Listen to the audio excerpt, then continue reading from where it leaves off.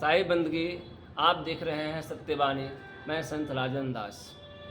आज बहुत सारे कमेंट आए हैं और सभी का यही सवाल है कि इंसान मरने के बाद किस योनि को प्राप्त करता है।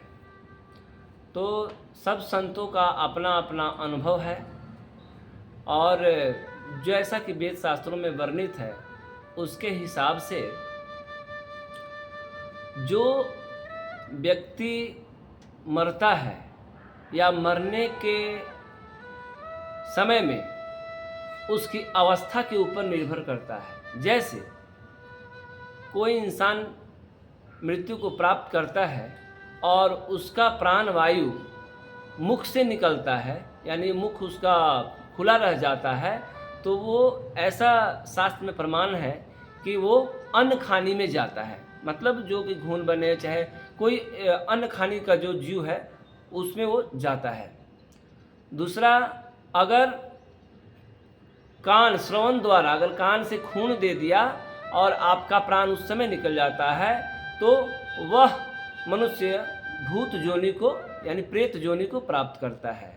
अगर मरते वक्त आपका चक्षु जो है खुला रह गया तो वो पक्षी खान में जाता है।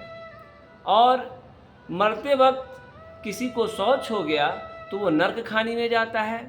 और अगर लघु शंका हो गया यानी पेशाब हो जाता है तब प्राण निकलता है उस द्वार से, तो वो जलीय जीव बनता है।